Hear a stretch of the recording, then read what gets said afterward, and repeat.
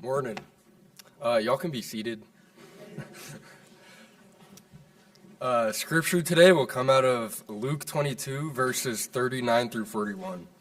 And he came out and went, and as was his habit, to the Mount of Olives, and the disciples also followed him. Now when he arrived at the place, he said to them, "Pray that you do not come into temptation." And he withdrew from them about a stone's throw, and he knelt down and began to pray.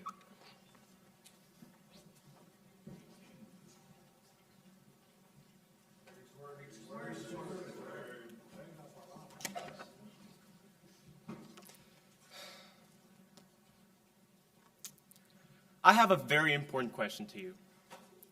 And I was told by the assistants to start a little more lighthearted, but I'm sorry. I just had to ask this. It's very serious, and please just bear with me. Who here is a fan of The Lord of the Rings? Okay. For the ones who raised your hands, congratulations, you will be saved. Yeah, and if you didn't, God have mercy on your soul. Now, Lord of the Rings is such a cool story. It's so creative, so full of characters, and it's hard to choose a favorite scene, but I think I have one, and that is when Frodo faces the big spider. You've seen the big spider, and please, at the end of Chapel Landon, can you please pray, thanking God that there is no such thing as a big spider. Now, Frodo, he has a big group. He has a group where he can trust people. And when this big spider comes, he looks around and he sees nobody around him. All of the people that were his friends that he trusted, they abandoned him. How great was that feeling of loneliness? And yes, he was very brave, and he faced the spider with courage, and he ended up harming them and saving his friend who was about to die. But he felt abandoned, I'm sure. To give a little bit of a recap, Tristan and David, last week they talked about how Jesus understands. He understands us because he was completely human. He was a human being just like you and me. And that means that all the characteristics that God had, he did not have while he was here on earth. Jesus was not present everywhere. Jesus was not all-powerful. Jesus did not know all things. All he did was trust God. Jesus felt pain. Jesus felt happy. Jesus felt sad. Jesus felt anger and nervous, just like me right now. Jesus, just like you and I, he was tempted by Satan. Now, that is more general. I'm going to take it to a more specific theme and say that Jesus understands when we feel lonely. Now, there's a difference between being alone, physically alone, and feeling lonely. And I'm going to touch first the physically alone, because we have to understand that Jesus, he set out to be alone so he could be with God. If you notice, before every major decision that Jesus took, he was alone with God. He gave the decision to him. He gave control to God. In Mark chapter 1, verse 35, Jesus is about to choose the 12 disciples. And what does he do? He sets out to pray. He tells God, "Let your will be done." Before dying on the cross, in Matthew chapter 26, verse 39, Jesus sets out to pray. "Please take this cup away from me, but let your will be done." And not just before, but there's also after. After feeding the 5,000 men in Luke chapter 6, verse 12, Jesus sets out to pray. Jesus was alone so he could be with God, so he could fill himself with God. Now, taking more to the feeling lonely side, Is when you emotionally don't connect with anybody. When nobody understands you. And Jesus, for sure, felt that way. No one truly understood his purpose. No one. Because he had such a unique objective here, a unique goal that no one on earth could understand. So many people just started to doubt him. His hometown, Nazareth, in Luke chapter 4, verse 14, they reject him. He's telling them that all the prophecies is about him and that he is here to fulfill them. And what does Nazareth do? They reject him. They take him out to throw him out off a cliff because they don't understand what he is here for. His family, in Mark chapter 3, verse 21, his family doubts him, doubts what his purpose is. John the Baptist, the man who came here to earth with also a unique purpose of not being the Messiah, but setting out the path for the Messiah, doubted the Messiah himself.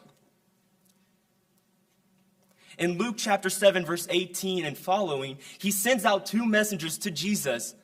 So the messengers could ask him, "Are you really who you are?" He doubts. The man who was supposed to set a path for the Messiah doubts the Messiah.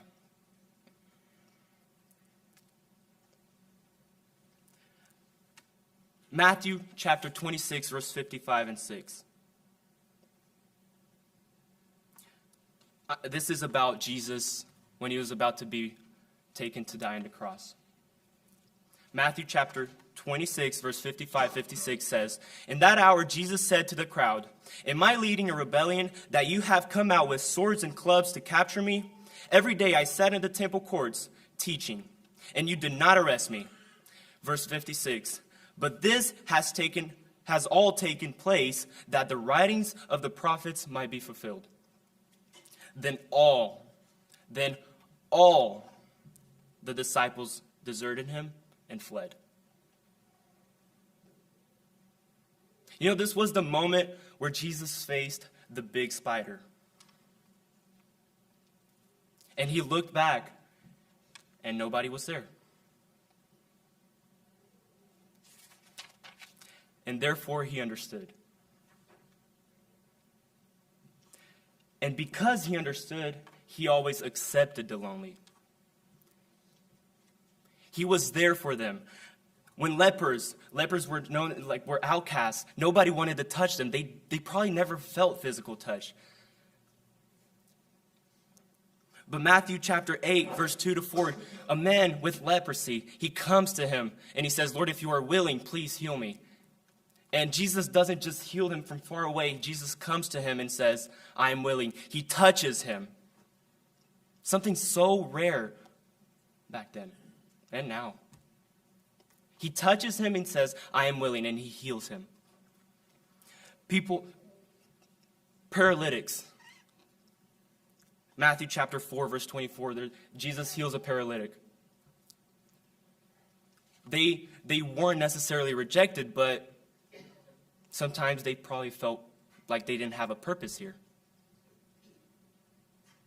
Jesus heals the blind. Jesus heals the lame, the mute, all the outcasts. But one of the best examples is one of his 12 disciples, Matthew. Matthew was a tax collector, right? And that meant that he was a Jew who got money from the Jews and gave it to the Romans. So he was hated by the Romans because he was a Jew, and he was hated by the Jews because he was a traitor. Matthew felt so alone. And Jesus, in Matthew chapter 9, verse 9, Jesus comes to him and says, "Follow me." Jesus understood what it was like to feel alone. To give a little bit of a recap of what I said, Jesus set out to be alone because he understood the purpose of his life and he decided to give it to God. He understood the importance of giving God control. So he set out to be alone to pray. But not just that, Jesus was forced to be alone because everyone rejected, denied, and abandoned him. But because of that, Jesus understood and accepted the lonely. Now, in Patrick's class, we learned that since we are disciples of Jesus, if Jesus did so, maybe, just maybe, we should do too.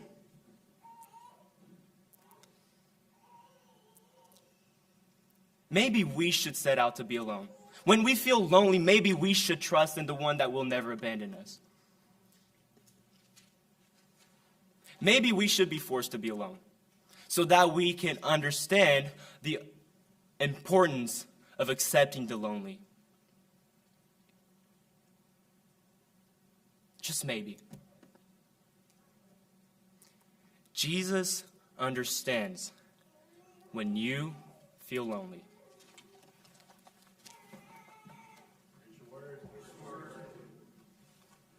Look, guys, I made it. It took 4 years, but I made it. Thank you, Lucas, for showing us how Jesus was lonely, he felt lonely, and he understood what it was like to reach the lonely. And that leads right into my talk, which is Jesus in community. And we prepared our lesson separately, but he hit a lot of the same points, like especially with Matthew, that I'm going to hit to. Because we see Jesus choosing his community. And he could have chose to be alone. He chose to be alone a couple times to go and pray, but he could have chose to be alone through his whole ministry. Like, talk about infinite cosmic power and no living space. He knew what it's like to want community. And we see him calling his community too. We see in Mark chapter 2, verse 14, it says, "As he passed by, he saw Levi, the son of Alphaeus, sitting in his tax booth, and he said to him, 'Follow me.' And he got up and he followed him. He called those who were lonely into community with him." And we see this a couple times in media. We see this in The Lord of the Rings, like Lucas is saying. We see the calling of the fellowship after the Council of Elrond. We see this quite a few times. We see this in other Gospels as well, with the calling of Peter and the other disciples as well. Jesus called his community to him. Now, in that community, he had a smaller group. And when I say smaller group, you might think, oh no, it's a clique. Hold on. Don't hear me wrong. Cliques are bad. But it's good to have that small group you can go to and trust with everything. And say, hey, guys, I'm having a rough day. Like, it's good to cast your worries and anxieties on one another as he calls us to do. And we have a couple examples of the disciples doing this. I can imagine Matthew going up to Jesus and saying, bro, my life sucks. I'm hated. I feel very lonely. Like, he's casting his worries onto Jesus. And we see Jesus do this once or twice. And one of the examples I found was in Luke chapter 9, verse 21 through 22. But he warned them and instructed them not to tell this to anyone. He kept this in this small group, in the apostles. He said, "The Son of Man must suffer many things and be rejected by the elders and chief priests and scribes and be killed and raised on the third day." I feel like Jesus had this heavy on his heart. Like, he didn't want this. He did this because it was God's plan and his will. But he didn't want this. This was heavy. He was like, guys, I'm going to die. This is not good. It was good in the end because it was God's plan, but it was hard for Jesus. And we see him having this common sharing of worries and anxieties. So, in this small group, you trust one another, you cast your worries and anxieties on one another, but there's something else that needs to happen. Confrontation. And man, is that awkward. Because you want to go up in Christian love and you want to accept one another, but you can't just let them carry on in the wrong.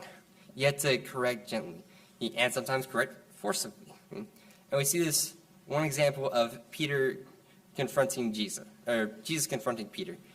And it's when Jesus was set his face towards Jerusalem, he was unwavering. He was going to Jerusalem. And Peter's like, as best friend would, like your best friend going up to a place, going to get captured and killed. Peter's like, maybe we don't. You know, you could live. You'd be nice. Just not. I feel like this was a big temptation for Jesus, because Jesus had this heavy on his heart. He did this, but he didn't want to die. And I think that's why Jesus said, Satan, get behind me. Peter, you're in the wrong here. I need to do this. Get out of the way. I still love you. I accept you. You're one of my best friends, but man, you're in the wrong here. And it has that idea of confronting but still loving. Not accepting their sin, because that's still wrong, but still loving the person. Okay, so now we've talked about confrontation and casting your worries and anxieties on one another. But in community, there's something really special that happens in that community. It's rejoicing with those who are happy and weeping with those who mourn. Because in that community, in the apostles, we see Jesus sent out the 12, and they came back, and they were rejoicing because they had just done great works in God's name, and Jesus was happy for them. He was excited. He was jumping for joy. And then we also see an example of Jesus weeping with Mary and Martha when Lazarus died. That was hard, because it was one of his friends too. He was close to Mary and Martha, and they just lost their brother, and they're like, and you can, in that community, what would you do if your brother just lost his grandmother he was super close with? You wouldn't know what to say, you wouldn't know what to do, but you would be there, you would be close to him, you would be comforting, and you would be weeping with him, you'd be mourning with him. And so it's this example of this great community that Christ has called us to, and he gives us great examples of this. One example that I think of is the parable of the lost coin. And it's, this woman lost the coin, and then she found it, and she called all her friends over, and was like, I found the coin! Yeah! Because a true friend wouldn't be like, cool, what else? Like, they'd be rejoicing because it was important to her. And it's really cool to see this happen in Jesus' ministry. And like Lucas said, in past class, he says this all the time. If Jesus did this, maybe I should too. So if Jesus was in community and he wasn't by himself, he chose his community, maybe I should too. And if he cast his worries and anxieties onto people in his community, maybe I should too. And if he was able to confront one another and love them in that confrontation still, maybe I should too. And if he's rejoicing with those who are happy, I should too. And if he's weeping with those who are mourning, I should too. It's all part of this community that flows very well into the ministry that we see throughout his whole lifetime. So if Jesus was in community, maybe I should be too.